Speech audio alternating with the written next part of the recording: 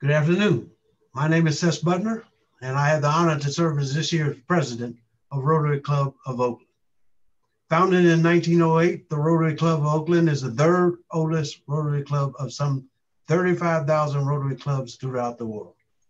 We are a community of 300 men and women from all walks of Oakland civic, commercial, and community life, committed to the Rotary motto of service above self.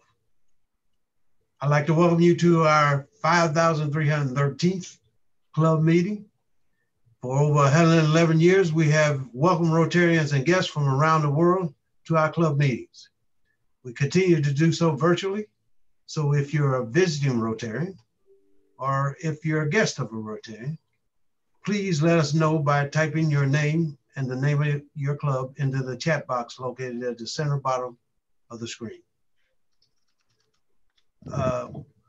Also, please let us know typing your name to the screen as indicated by the red arrow below. By doing so, we will be able to recognize you later in this meeting.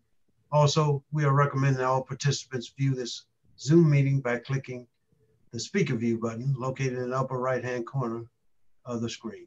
And if your comments throughout the meeting or questions for speaker, please use the chat button at the bottom of the screen for that as well. And for now, our thought for the day, Rotarian Adam Saved. Adam. Good afternoon, everyone. So starting the talk of the day to think about privacy, in the old days, you used to have people going through your recycle, your mail, looking for personal information and so forth. Things have got a lot easier for criminals, where all they need to do is hack into a big company and they have access to everything. So these days, we don't have control over what companies save on our behalf, what they sell on our behalf, without even us knowing. So luckily with the California Consumer Privacy Act that was in effect this year, a lot of these things should change. So with our constitutional right of privacy, we should know our rights with these companies. We have the right to be forgotten. We have the right to control and ask for anything that these companies save on a California resident. And we also have the right to, delete information. So any company dealing with California consumers or California residents should abide with the California Consumer Privacy Act. The Attorney General just finally put the last wording on enforcement. So that's it. It's a constitutional right. The state has finally covered that on the digital side, so it's subject to take use of it. Thank you. Thank you, Adam. Because we also want to remain grounded and focused, we begin our meetings by jointly reciting our vision, which is, together we see a world where people unite and take action to create lasting change across the globe, in our communities, and in ourselves. I hope you enjoyed last week's meeting that featured the service project that we are doing with the first 5 clubs, and our speaker, Jennifer Jones, Rotary International President nominee for 2022 to 2023. As our first female president of Rotary, I found her eloquent and inspiring. I hope you did as well. Today we have a lot of club business, a special guest from the district, and a great international speaker. So let's sit back and enjoy another in our great Civic Thursday meetings, where you can catch a great speaker and get involved with Rotary, where service above self exists. So let's get started with the meeting with our Business Development Committee meeting sponsor of the week, who is none other than Rotarian Tristan Connor. Thank you, President Ces. Fellow Rotarians, I'm honored today to talk to you about my firm, Theory and Practice Acoustics, or TIP Acoustics. And what we offer is acoustical consulting or engineering, and this is all about applying the science of acoustics to building design and construction. Our primary clients are architects and building owners, but really anyone who's concerned about sound and acoustics in their space can benefit from our services. We work on all types of projects from new constructions to renovations across all vertical markets, such as corporate, educational, hospitality, you can see them down there, residential. And what we want to do is enhance the welcome and pleasant sounds in our lives, bring that into the buildings, and then design against and mitigate those more bothersome, noisy sources that are problematic in our lives. I'm really proud to be a small local business here in Oakland. It's also woman-owned and LGBTQ-owned. Some of the services we offer are room acoustics. This is all about working with the design team to understand the finishes and materials that they propose in a space, make sure that we're achieving the acoustical outcomes and performance that they're looking for. Most of the time, this is pretty high level, but sometimes it gets down to planning every single square inch of a room and space, such as the Dolby screening room from their headquarters that you see here in San Francisco. Another really critical service that we offer is sound isolation. And this is important on pretty much every project. It's all about looking at the noise sources and activities in a space and making sure that we design so that adjacent areas and rooms and spaces can do what they need to do without being impacted. You can imagine that for residential, this is really important. Another great example down on the bottom left here, we have the boardroom for a law firm. And speech privacy is of the utmost importance to them. Immediately adjacent to their space was a waiting lobby area, and we were able to incorporate an operable glazed partition to achieve that speech privacy and still get that really sleek professional look that they're hoping to get in their San Francisco offices. So this is all about specifying the right floor ceiling assemblies, partitions, glazing, all the way down to door hardware and seals that they might need. A more specific version of this that we offer is equipment noise control. And this is about understanding and planning around the mechanical, electrical, plumbing systems, which can be very noisy in a space. And we want to make sure that those are designed and implemented so they're not bothersome to the occupants. So that's a service we offer. And finally, we do environmental acoustics. And this is especially important because what this addresses are those noise sources that can affect a project, but ones over which the project has no control. Things like traffic, pedestrians, railroad, aircraft. We can go out, measure, quantify that noise, and make sure that we assist the design team in getting the right facades and glazing, all those elements that make sure that the project is satisfactory to the occupants. So that's kind of what my firm offers in a nutshell. Here are some projects, just a smattering of ones I've been most proud of throughout my career. We've got Dolby headquarters. I worked on the Transbay Transit Rooftop Park, SFO. So if you think that I can ever be of assistance to you, your network, any of your projects, or you just have questions about acoustics, please feel free to reach out. And Ces, I think you'll like this. Any project that comes from a Rotarian or a direct reference thereof, I will donate 5% of that project fee right back into Rotary Club, either the Oakland Rotary Endowment or the Rotary Fund. So Thank you so much. I appreciate that. Thanks for the time. Thank you for that. That's very impressive. And it's very impressive, your work in general there, Tristan. Thank you so much. Now, past District Governor Ed Jelen, do we have any visiting Rotarians and guests? President Ces, indeed we do. We are honored to have with us today our district governor from the Rotary Club of Gilroy, Greg Giussiana. We're going to introduce him a little more formally later in the program, but for the time being, welcome, Greg. Great to have you with us. And we also have some guests of our club with us today. Let me look. Yeah, I see Keith Uriarte is out there, and he brought with him Allison Woolsey, who is with the Salesforce organization. And let's see. Wendy Howard brought a guest with her. Her guest is a former administrator with the Oakland Kaiser Group, now retired and serving as a docent at the Oakland Museum, involved heavily in the White Elephant sale. So please welcome, and nice to have you with us, Lisa Rooney Zari. Welcome, Lisa. Great to have you with us. Thanks, Ces. Thank you, past District Governor Ed Jelen. Now, it gives me great pleasure to introduce our district governor, Greg Giussiana. Greg has been a Rotarian for over 20 years. He has served the district twice as assistant governor and lieutenant governor. He is a past recipient of Richard D. King Award and the Sidney R. Mitchell Award. Greg is a longtime resident of Gilroy. Amongst his many community activities, Greg is a past president of the Gilroy Garlic Festival and the past chair of the Chamber of Commerce. He was elected as Gilroy's Man of the Year in 2015. And Greg worked for the Gilroy Police Department for 34 years, the last 10 of which as its chief of police.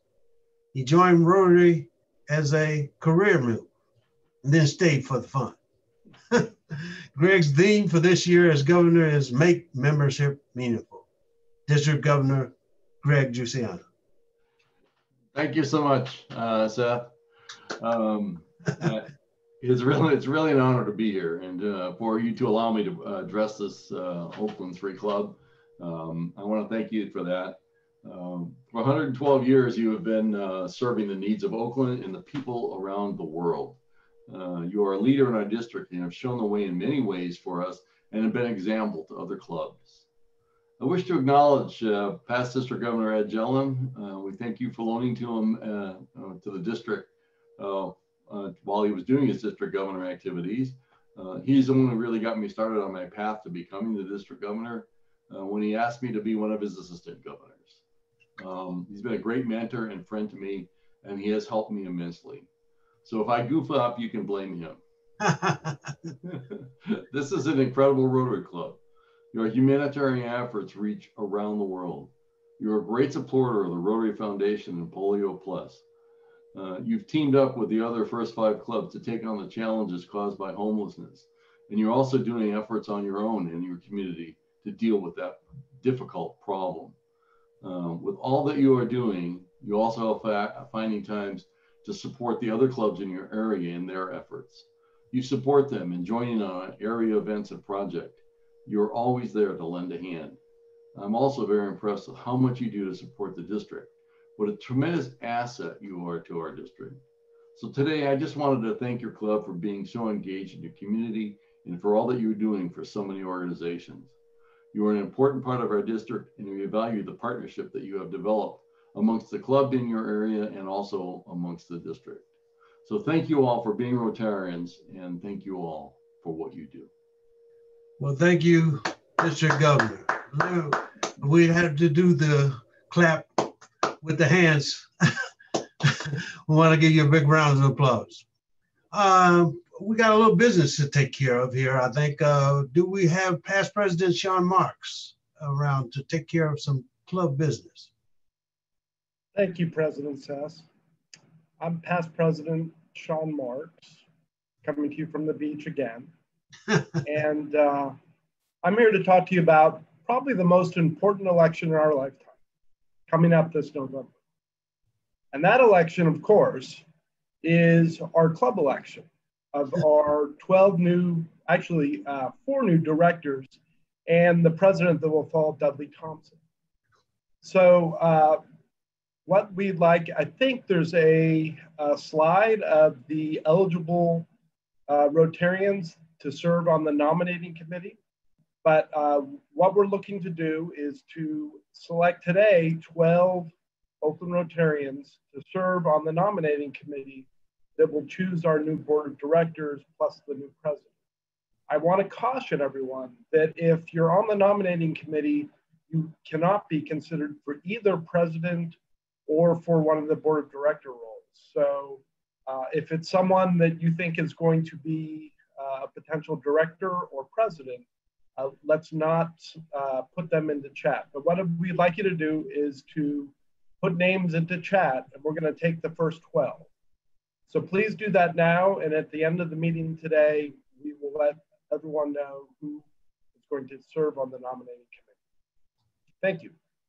All right, thank you, past President Sean Marks. So make sure you put your selections of who you would like to be as elector in the chat, and we'll report it out at the end of the meeting. Rotarian Leanne Alameda, we have some awards to give out from the Rotary Foundation. Thank you, President Ces. I'm Leanne. I'm a member of the Oakland Rotary Foundation Committee. And today we are honoring Paul Harris Fellow Awardees. Named after Rotary's founder, Paul Harris, these awards are a recognition of Rotarians who commit to peace and a better life for people around the world. A Paul Harris Fellow is presented to members making an accumulated contribution of $1,000 to the Rotary Foundation, and each additional $1,000 thereafter is recognized, which is the case with today's awardees. Let's take this moment to recognize their dedication to service above self. I now turn it back to President Ces to present the awards. All right. First on the list, we have Anna Christensen. Where are you, Anna? We're going to show her. She is a Paul Harris Fellow +7. Ooh, that's quite impressive. Anna, haven't seen you around in a while. How you doing? Oh, you're on mute. You're on mute. Unmute yourself. Can I hear you? Well, I'll go on then here. Anna has been with a long time Rotarian. I've known her for a long time personally. We served on several other boards together, and we're so happy to give you this award. Julia Fox is a Paul Harris Fellow +4. Wow, impressive. Julia. Yes. Can you hear me? Oh, yeah, I got you. I got you now. Did you have something you want to say? I accept this badge with honor. Thank you very much. our little pin.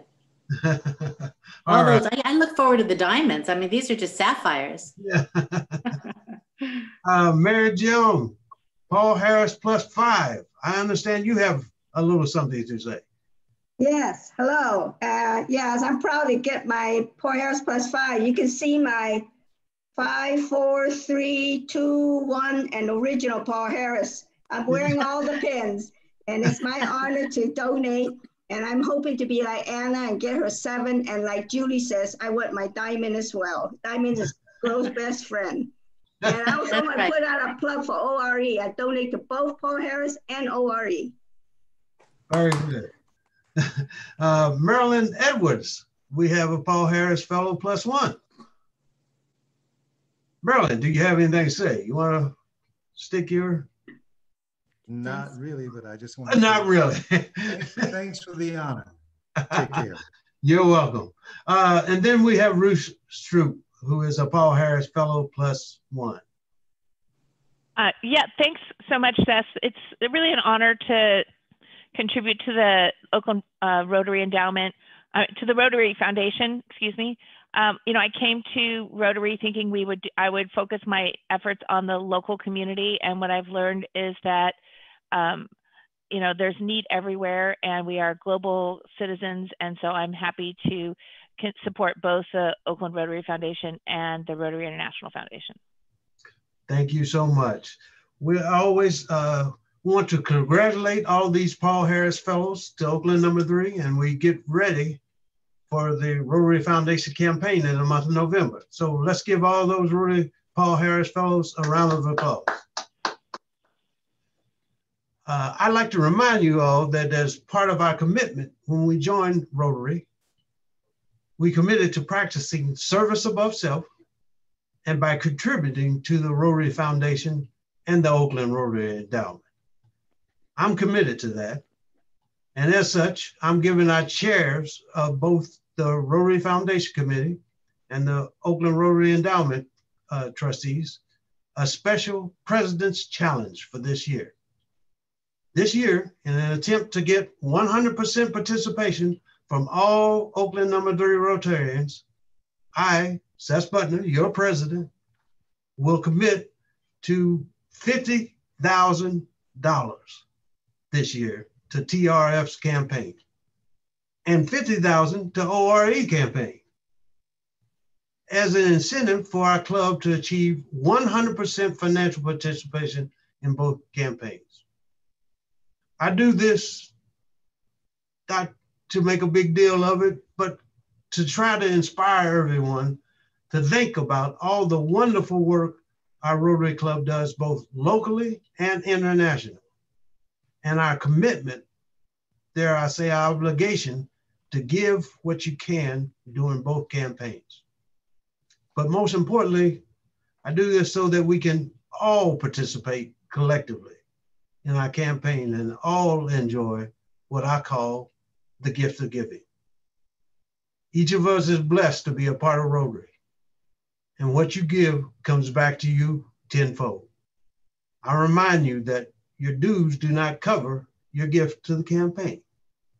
So I'm asking you, personally asking you, indeed, I'm challenging you in this COVID-19 year to join your fellow Rotarians and to make a financial commitment to support the Rotary Foundation and Oakland Rotary Endowment and all the work we do. Giving is not just about making a donation, it's about making a difference. The President's Challenge, 100% participation, give what you can. Or the Rotary Foundation Chair, Joe Garalka. Ces, what an awesome challenge. You are an inspiration. In February, the Oakland Rotary Endowment will remind you that our club projects are funded 100% by donations, not dues, and of the tremendous positive impact we are making in our local community. This month, we started reaching out to both Oakland Rotary Endowment and the Rotary Foundation major donors as a combined effort. In November, Rotary Foundation Month, our energetic TRF committee will remind you that 100% of your donations come back to the World Service Committee for Oakland No. 3 club projects. Know that by donating, you are doing good in our community and the world, taking steps towards world peace. I'm amazed at the awesome members in Oakland Rotary, and every year awed at how our new presidents shine, and often wonder how to say great job. Well, Ces just let us know. Participate, do your part to meet this 100% challenge, and if possible, increase your support this year as Ces did, but do participate. When making that payment to the Rotary Foundation, say to yourself, I'm doing good. And when making that payment to the Oakland Rotary Endowment, say to yourself, thank you, Ces. Love you, Ces. President Ces, thank you for your support, leadership, vision, and generosity. We love you. Thank you. Thank you. So don't forget, 100% participation. That's what we're aiming for this year. We're inducting a new member today. She will be introduced by our sponsor with two interesting facts about our newest Rotarian. Rotarian Sandeepa. You're on mute. You're on mute. Fellow Rotarians, it is my pleasure. I'm thrilled to announce my friend Jackie Forrester. I've known Jackie, an Oakland native, for several years now. Jackie is a single mom with two beautiful daughters, Jessica and Gabrielle, and is also a self-made businesswoman and the owner of a boutique bookkeeping company, Forrester Accounting and Bookkeeping. Growing up in the city, she had access to various youth and community programs in Oakland, such as Jesse Owens track and field events, Oakland Christmas pageant that she never missed, and junior achievement and summer school programs that she voluntarily went to. Her active participation and engagement in all these programs helped shape her into the beautiful, kind, and giving human being she is today. When she visited the CA ballroom meetings with me, she was reminded of how lucky she was and wants to do her part in giving back to her dearest community. And that's how she became a member of our Oakland Rotary. Everyone gathered together to welcome Jackie Forrester.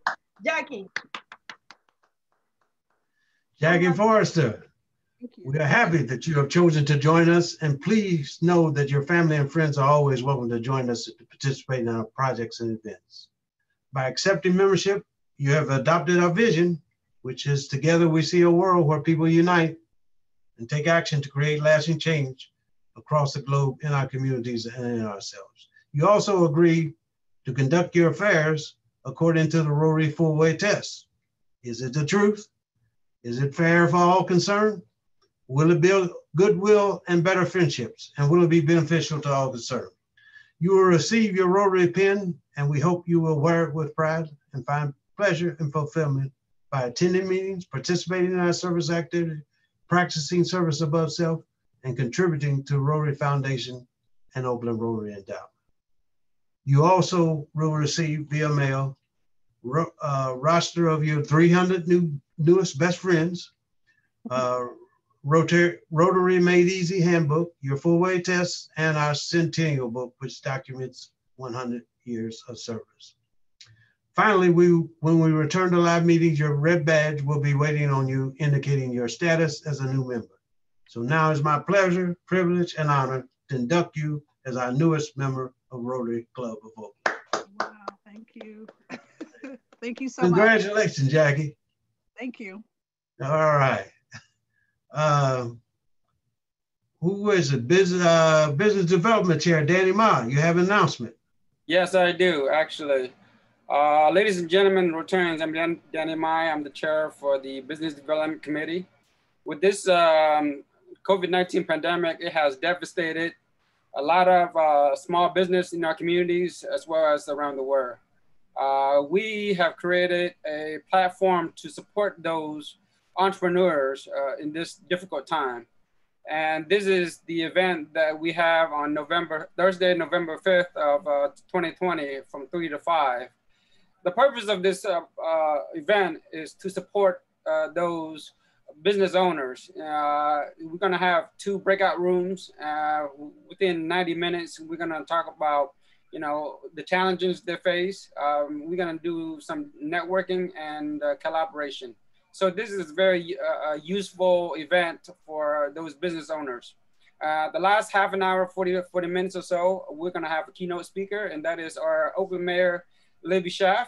Thank you to our past president, Sean Marks, who got her to be our keynote speaker.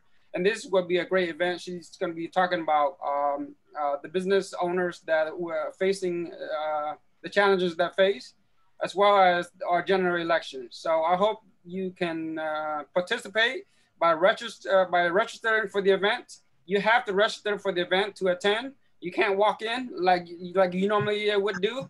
That won't work. But there's the link right there, and the flyer is right there, and you click on the flyer to register. So I hope you can attend and invite your colleagues and your guests. Thank you very much. Thank you, Danny. Now we have Interact Chair Greg Ennis. He's going to bring us one of our Interact members, Olivia Luson. I'm sorry, mispronounced that. You have an announcement. Very good. Hello, everyone. I'm here today to talk a little bit about Interact's biggest event of the year, which was our Fall Leadership Conference, or FLC, which happened just this past weekend. Though we had to hold this event over Zoom, we were proud to have over 1,000 attendees, with about 65 coming from Area 1, which covers Oakland and Alameda in Interact. So for a little bit of background, FLC is an annual district event where interactors are able to learn more about Interact and our mission, service above self, attend leadership workshops, and meet new people from all over the Bay Area. Most notably, our project coordinators reveal the international and community projects that we will be working towards for the rest of the year. So for this year, our international project is called Feeding the Future, and we're focusing on combating the humanitarian crisis centered around food insecurity in Yemen. We will be working with the globally renowned World Food Program USA to raise $50,000, contributing to their overall goal of over $700 million for their operations in Yemen. More specifically, the money we raise will go towards food boxes that can provide a family of 5 with the nutrition needed for a month, helping a total of 650 families if we reach our goal. While food is so easy to take for granted in our daily lives, in Yemen, over 20 million are food insecure, with the lives and dreams of 2 million children threatened by malnutrition. In the words of our international project coordinator, for these citizens, food is more than just nourishment, it's their last chance at a future. On the other hand, for our community project that will be called Combating with Care, we will be focusing on alleviating the disproportionate effects of the pandemic on marginalized communities in the Bay Area. We cannot ignore the heightened impact of COVID-19 on low-income communities when in the Bay Area alone, 1 in 7 people are currently living below the poverty line. Partnering with a local organization, United Way Bay Area, we will raise $25,000 and serve 30,000 hours of community service. And splitting our efforts into 2 phases, we will first focus on recovery and the immediate needs of those around us, like food insecurity and providing healthcare. While in phase 2, we will focus on resilience and providing assistance for long-term growth and rebuilding our communities. To support families, United Way Bay Area specifically provides programs like rental relief, financial coaching, and more. If you're interested in donating to Interact's projects and supporting our goals for the year, information about that will be published in the Live Oak newsletter. And you can also buy a project shirt off our website for $15. This is the shirt from last year. I don't know if you can see it that well, but those will be sold until this Sunday at 11:59 p.m. and I'll send the link below. And as always, Interact in our area always appreciate the support and opportunities you guys provide us. And thank you so much for having me here. Thank you, Olivia.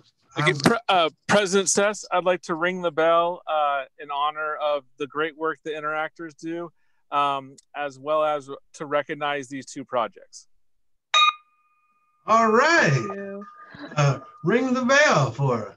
Anybody else that wish to ring the bell for that impressive Interact student, Olivia, you can do so by entering it in the chat box in the middle of the bottom of your screen. President David Stein. President Ces, I'd like to ring the bell on behalf of the Interact as well too. So Greg has done a good job, so I ring the bell on his behalf. Thank you. All right. Anybody else that wants to do it, put it in the chat. I'll say it again, put it in the chat. David Stein, do us the honor of introducing this week's Civic Thursday speaker. President Ces, fellow Rotarians and guests, it's my honor today to introduce Larry Diamond. Larry is a leading scholar in the field of democracy studies. His research focuses on democratic trends and conditions around the world and on policies and reforms to defend and advance democracy. He holds a BA degree in political organization and behavior, an MA degree from the Food Research Institute, and a PhD in sociology, all earned at Stanford University.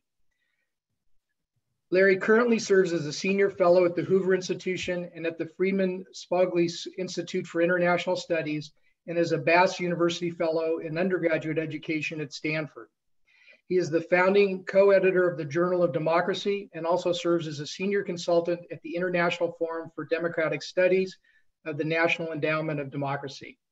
Larry has served as an advisor to the U.S. Agency for International Development, the World Bank, the United Nations, the State Department, and many other governmental and non-governmental agencies around the world dealing with governance and development. In 2007, Larry was named Stanford's Teacher of the Year and was awarded the Dinkelspiel Award for distinctive contributions to undergraduate education. Among the many reasons he received this award was his work fostering dialogue between Jewish and Muslim students. Larry has written half a dozen books and edited many more, including the one that forms the basis for today's talk, which I learned about when it was Fareed Zakaria's Book of the Week. Ill Winds, Saving Democracy from Russian Rage, Chinese Ambition, and American Complacency. Please give a warm Rotary virtual Zoom welcome to Larry Diamond. Okay, well, thank you so much, David. I see you're sharing my slides, so if you do that, I'll have to tell you to change each slide. It might be more efficient if I share my screen, if that's okay with you.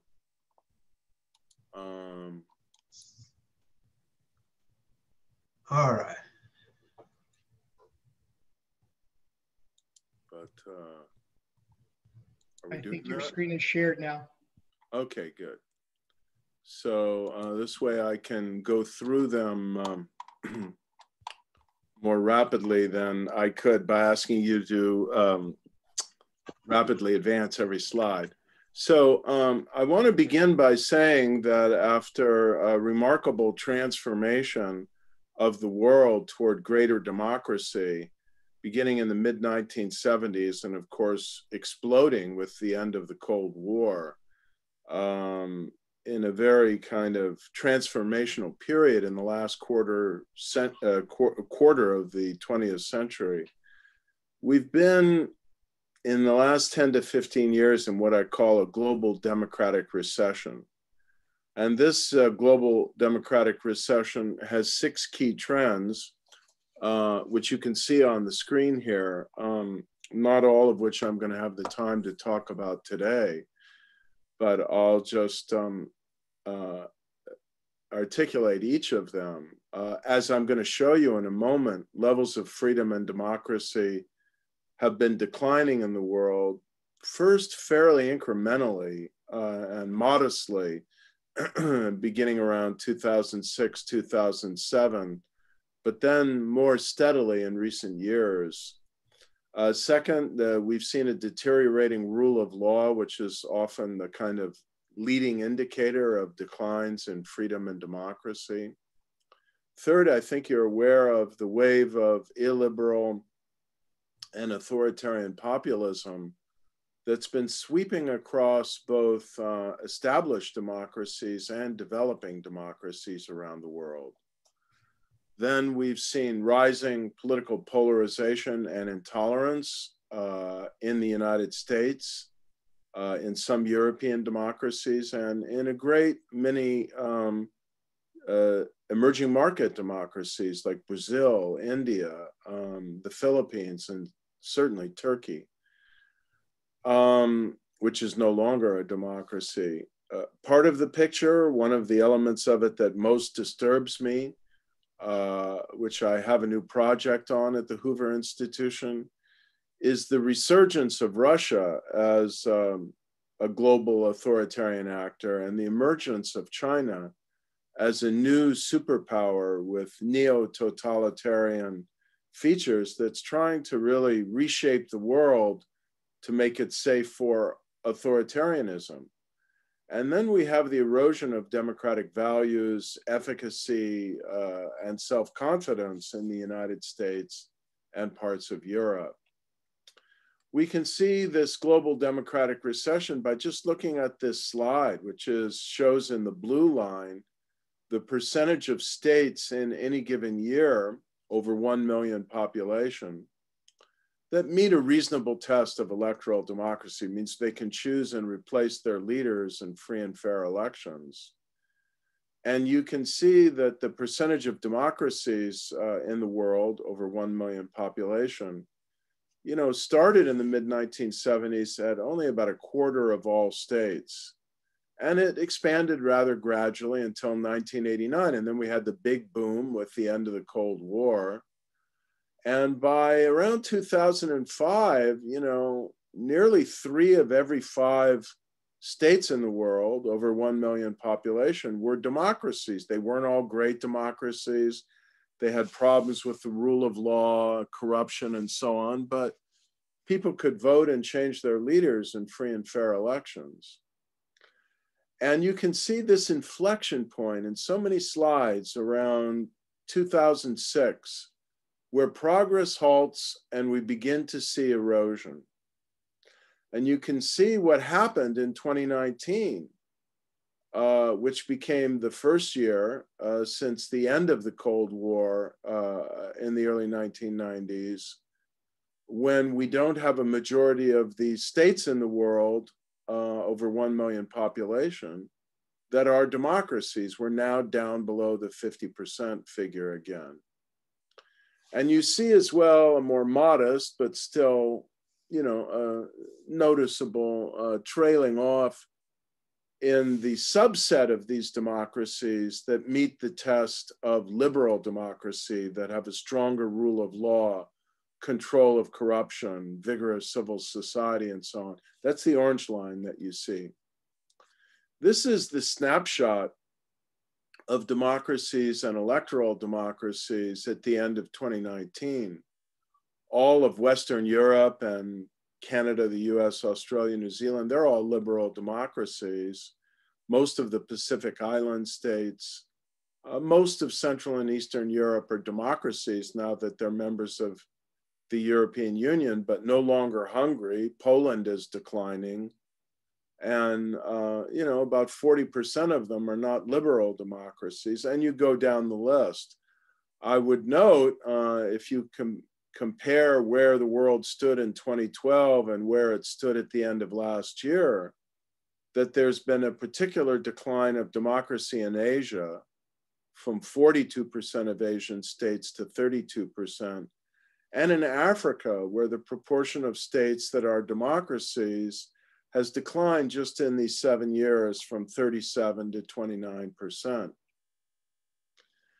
And I worry about the fact that there's a rising rate of breakdowns of democracy. You know, we've got about 44 years now since this so-called third wave of global democratization began in the mid-1970s. If you break this up into 11-year segments, you can see that the failure rate in each of these long decades was, you know, about 1 in 7, 14% in the first decade. Then it declined to under 11%. Now in the last 11 years, we've had a 19% failure rate. That means that nearly 1 in 5 of all the democracies that have existed at some point during these last 11 years have failed. And in particular, I'm worried about the accelerating pace in the last 5 years. Here, what I'm doing is I'm breaking up this period into 9 5-year segments. So you see a bar for each one.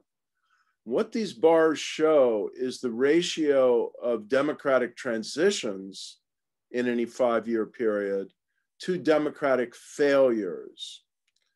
And, you know, beginning in the mid-1970s, and of course spiking in the immediate post-Cold War period, we always had a favorable ratio, 3 times as many, 5 times as many. In the early 1990s, 6 times as many countries moving toward democracy as the number that were moving toward authoritarianism.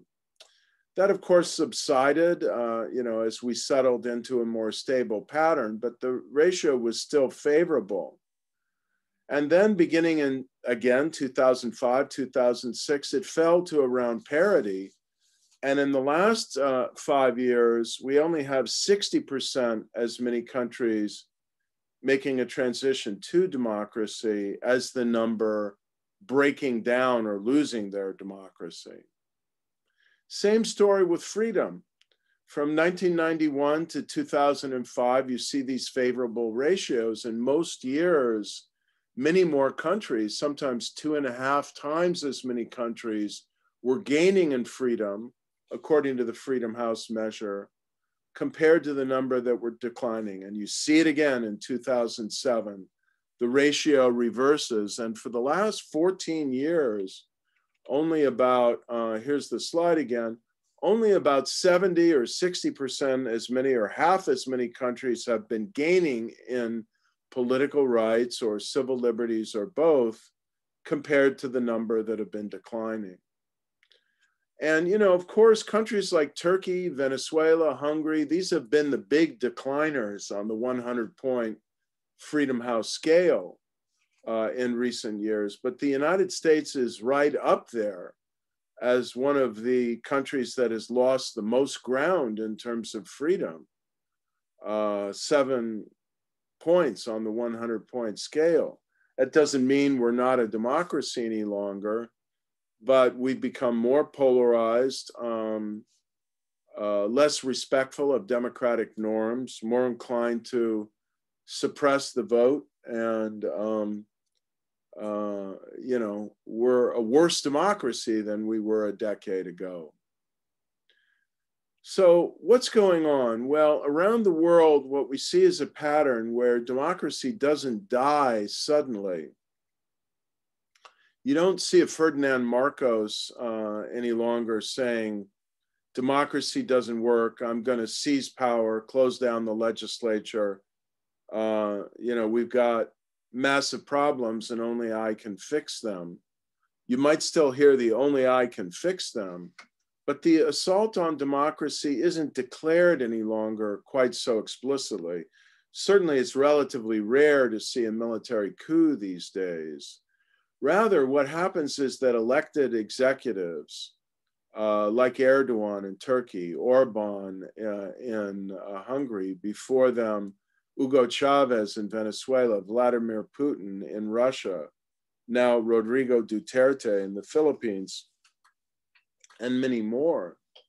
They go to work incrementally to grind down and subvert democratic institutions, to delegitimize the political opposition, and even find a pretext to arrest some of their leading opponents, to undermine the independence of the courts and the media, to gain control of public broadcasting, and all the other things you see here, to create a political system that will be loyal to the ruler and the ruling party and not to democracy.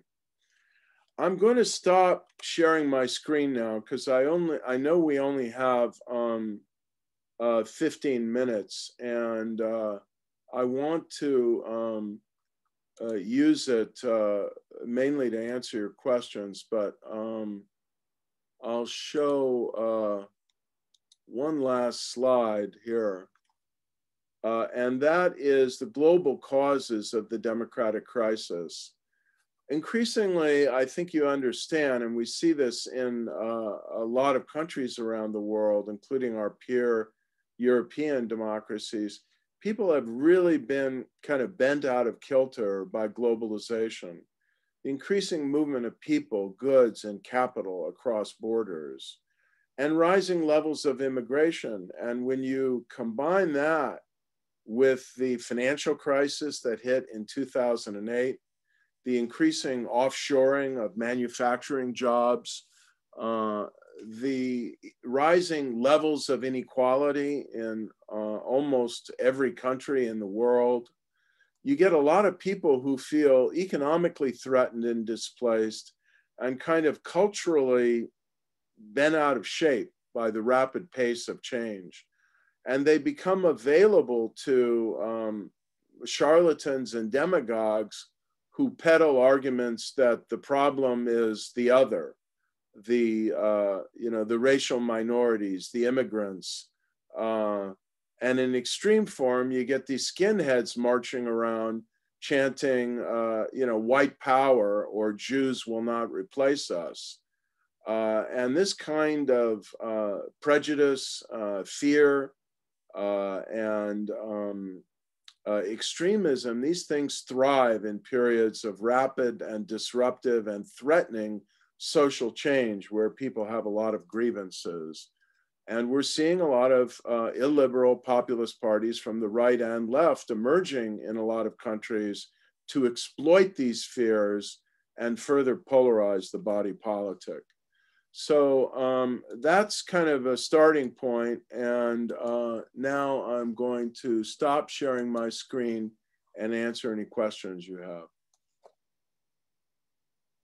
Okay, we have Susie, are you doing the questions today? Or Sandeeba? I can do the questions. David Stein asked, given the economic causes contributing to the decline, are countries that have stronger social safety net less susceptible to decline of democracy? Well, I think so, yes. And I think that combines in a way with Greg Knight's question, what role does unfettered capitalism play? Look, people are fearful and people are being displaced. And when we know from American history, but we also know from comparative history, that when people feel insecure or economically marginal, it's very easy to get them, for demagogues, to get them to believe that the problem is some threatening minority rather than deeper in a system of injustice, concentration of wealth and power. And you look what happened in the Jim Crow era in the American South. Yeah, you had one demagogic racist after another, from Theodore Bilbo to Huey Long to George Wallace, who tried to get poor white Southerners, and usually pretty successfully, as well as not so poor, to believe the problem was, African Americans who were, threatening to take their jobs. And if I can put it this crudely, but that's how crudely it sometimes got put, they're women. And, I'm not saying it's that bad again, but when there is extreme inequality and insecurity, and people worry about the future of their children, whether they're going to be able to pay their bills and so on, it doesn't guarantee that they're going to become supportive of extremist or illiberal or anti-democratic politicians and parties, but it kind of softens them up for these appeals. So I think if we had a better safety net, guaranteed health insurance for people, job retraining, this sort of thing, and a concerted program to bring back manufacturing. And now this is my policy perspective. I don't expect that everyone will agree with it. A tax policy that had as its goal achieving somewhat greater equity, so that we don't have a situation which we have in the United States to a much more extreme degree than, for example, in Northern Europe, where some of the wealth is redistributed into a social safety net. If we had a more progressive tax policy that didn't result in the upper 1% and even 0.1% of top income earners capturing most of the benefits of economic growth over the last 20 to 30 years, I think we would be in a better situation. I'm going to ask one more question. What does Larry think of Trump's impact has been on the world's decrease in democracy given his policies and his rhetoric? This was asked by Leanne Alameda. Well, I think it has fed the global democratic recession in a number of respects. First of all, you really have to strain to hear from President Trump a positive word about democracy as a political system. The lavish praise that he has heaped on foreign leaders has gone almost exclusively to authoritarian leaders. And I think the only time he's used the word love to describe his relationship with a foreign leader has been with the single most brutally repressive and neo-totalitarian dictator of any in the world, North Korea's Kim Jong-un, but Vladimir Putin, Erdogan, I could go down the list. These are the people he praises while he trashes our democratic allies like the prime ministers of Canada and Germany. So this is not good. But then when, in addition, you have a posture of kind of withdrawing from the world and browbeating and undermining our allies and alliances, as he's been doing with NATO and is doing up to the current moment, and spurning our involvement in global institutions from the World Health Organization to the UN, it really squanders our position of moral and diplomatic leadership in the world, and that causes real damage to the cause of democracy. I'll ask one more question. This is from Mary Young. It says, people in Belarus are protesting against the current president that they felt was fraudulently elected. What are the odds of the president resigning? Well, my heart is really with the brave people of Belarus who have mounted really extraordinary levels of popular mobilization in the way that the Ukrainians did in the mid-2000s, and the Philippines with the People Power Revolution that brought down Ferdinand Marcos. But the odds are not good for a very, very simple reason. Just look at the map. Belarus is very far away from the United States, and the capital of Belarus is probably as close to Moscow in distance as, you know, Oakland is to Los Angeles. Yeah. You know, it's in Russia's sphere of influence.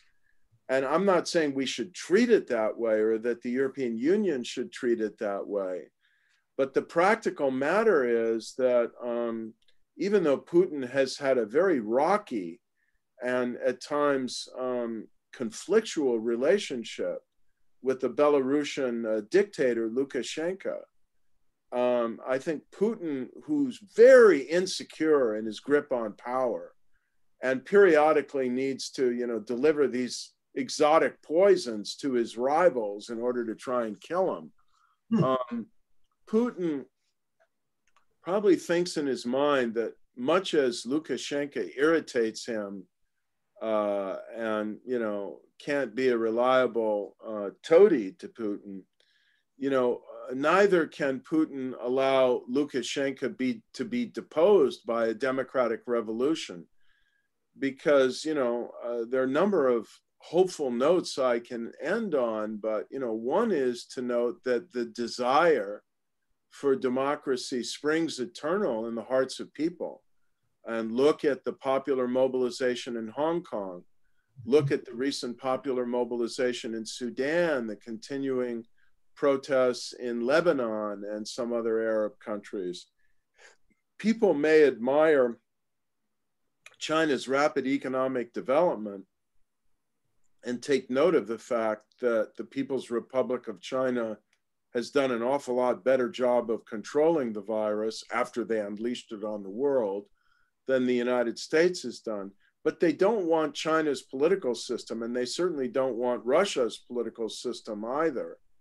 So these authoritarian regimes know that. They know that they're constantly in danger of another virus escaping and you know, going viral in the world. And that is the virus of the aspiration for freedom and democracy. So Putin can't allow that to happen right on his border, so close to the Kremlin. And I think he will do anything that's necessary, including sending in Russian troops and tanks if it's necessary, to prevent the people from achieving a democratic revolution in Belarus. Well, thank you, Larry, for being our speaker today. This is a interesting subject and kind of scary subject for the way you talk about it now, as far as democracies are concerned and the things that are happening throughout this world for us right now. But thank you so much for being our speaker today. Thank you. Nice to be with you, and good luck to you all. Thanks for the service you do. This year in our club is making homeless crisis in Oakland a priority. To that end, and as a gift to you for being our speaker for the day, in your honor, we are making a donation to support our unhoused residents in Oakland. Additionally, we would like to give you our centennial book, which documents 100 years of service and friendship in the third oldest club in the Rotary world, Oakland #3, written by our own very own Rotarian, Linda Hamilton. Thank you for speaking with us today, Mr. Diamond. Secretary Michael Bruck, do we have 12 electors, or what happened? Yes, President Ces, in the interest of furthering the Oakland Rotary Club democracy, we're going to provide not 12, but 15 nominees for the nominating committee. I'm going to read the names, but they will be published in a live vote for the next 2 weeks. Here we go. Renia Webb, Alita Scola, CJ Hirschfield, Gail Ukama, Anna Marie Jones, Alex Paulson, Diane Schaefer, Mary Rudser, Jim Camponegro, David Barron, Danny Mai, Rosemary Darden, Robert Kidd, Harold Lowe, and Steve Nichols. Thank you, President Ces, and thank you, members, for making the nominations. Thank you so much. I'm glad we got that taken care of. Rotarian David Kirsten, do we have any bell ringers out there? Yes, President Ces, we have 6 bell ringers, Mac ×3, Goralka ×1, Annis ×1, and Mai ×1. Thank you. For a total of how many is that? That's a total of 6.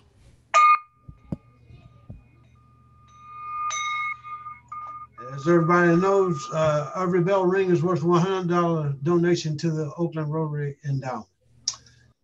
I'd like to thank District Governor Greg Jusina for honoring us with your visit. Thank you, Adam, for your thought for the day, and welcome new Rotarian Jackie.